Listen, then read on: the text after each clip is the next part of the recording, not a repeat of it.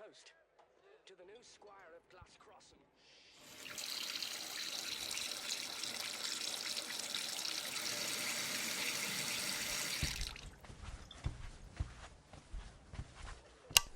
That's her? Oh, that's her, all right. Oh, I'm sure she has a very charming nature. Oh.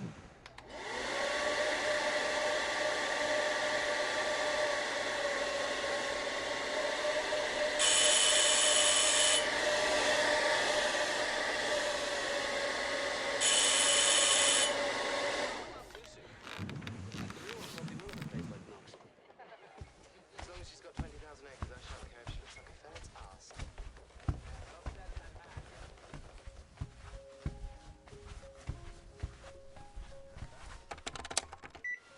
Detective, hello.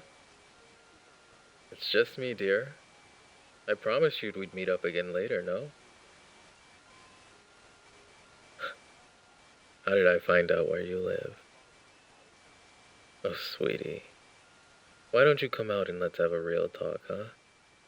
No cameras, no manuals the size of a phone book. Nothing to stop you from interrogating me the way you really wish you could.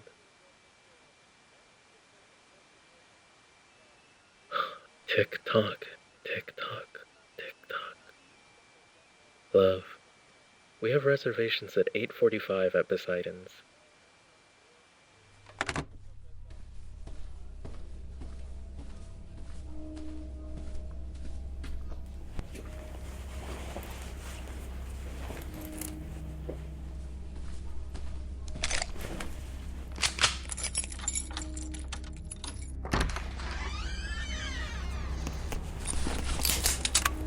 Boys, pieces down, God.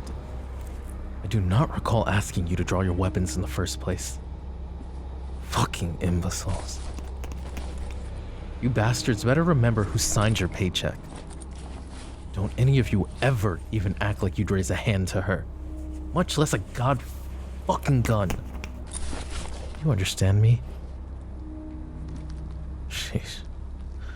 Detective, I am so sorry. Apologies for the rather ungentlemanly opening to the night. I did, however, make a promise to you when we last left off, did I not? Well, if you'd be so kind as to lower your weapon. Thank you. Now, would you mind joining me to dinner? I'd like to prove that I'm a man of my word. Please? Am I seriously asking you out? Angel, I would never be so crass or rude. I simply thought a nice dinner might be a good way to apologize for my initial behavior, as well as for any grief given tonight. It's on me, of course.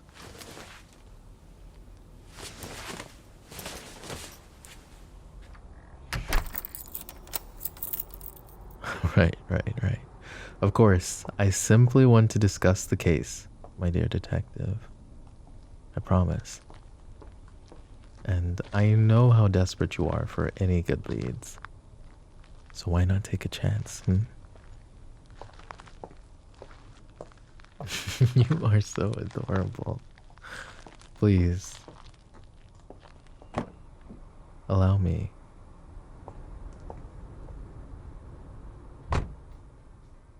Driver, take us to Poseidon's, won't you? Window up. I expect this conversation is going to become a bit more intimate while you fight through traffic.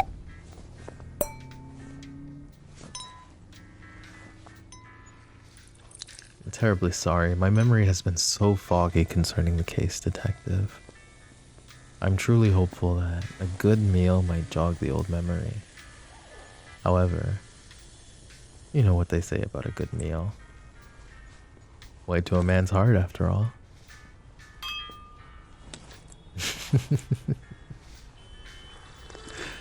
You think I just get off on messing with the police?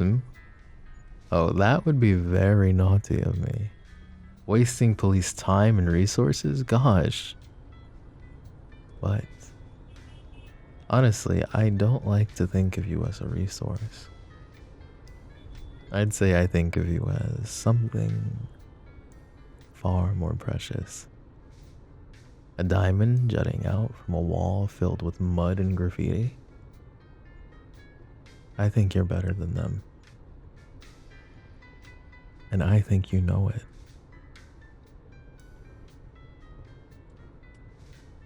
So, tell me something. What led you to wanting to be a police officer, You have such a big heart that it almost doesn't make sense. Why would someone who cares so much want to be in such a violent profession, Why should you tell me? Well, maybe it might help me remember more about the case while reminiscing. Please, just relax.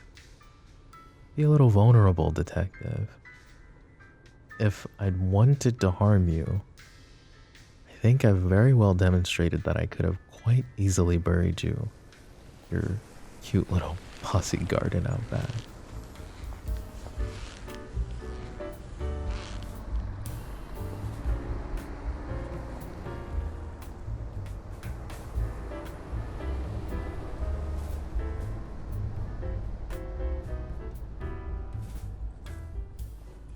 I see. Your mother was killed when you were very young by a drunk driver. Your father went off the rails trying to bring whoever did it to proper justice. But because the driver had a rich father, he basically evaded justice entirely. Your father, he kept pushing until one day you came home and just found him dead? Single bullet wound to the back of the head. God, that is a clear execution.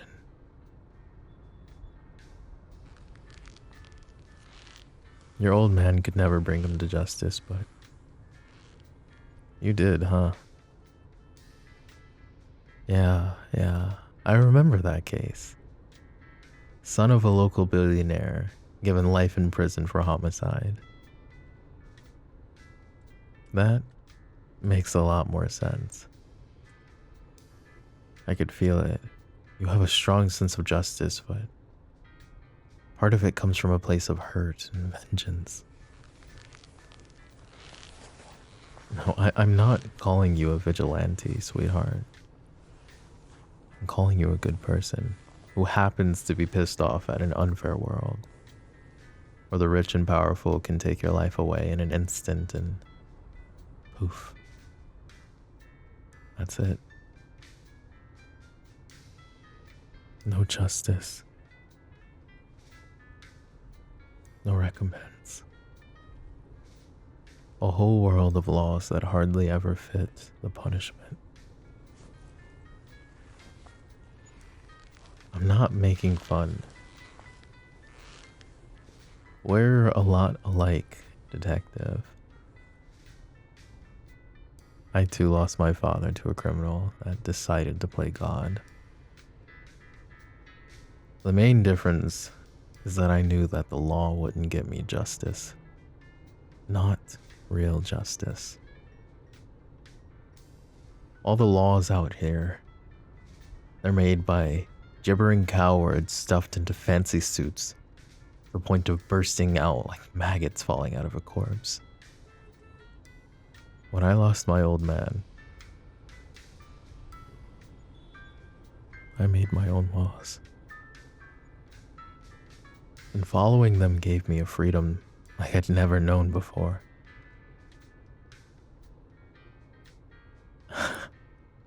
I know laws exist for a reason. I know. I'm just saying, maybe make and follow some of your own sometime. Instead of just doing what Johnny Law says is the way to live. Officers always think they always have so much power. But really? It's nothing. So easy to take away what freedoms and power you think you have.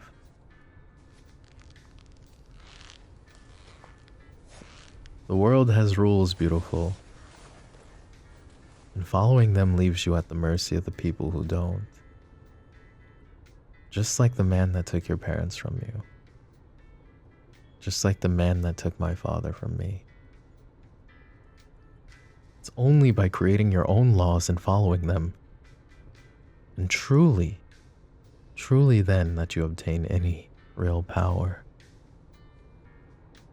And then when you know who you truly are at your core, that is when you impose your will and your laws on every other person around you. Then you are truly powerful.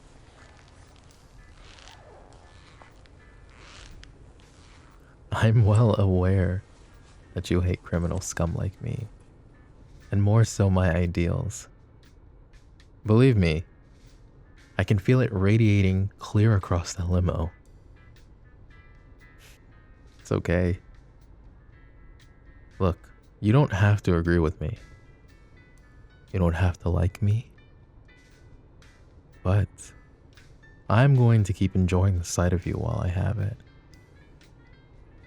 After all, it's so rare that I get to enjoy the company of someone so viciously intelligent and understatedly gorgeous in a simple black gown. You're hard to look away from, love. Even when you look at me with so much hate in those pretty eyes. So very hard to look away from.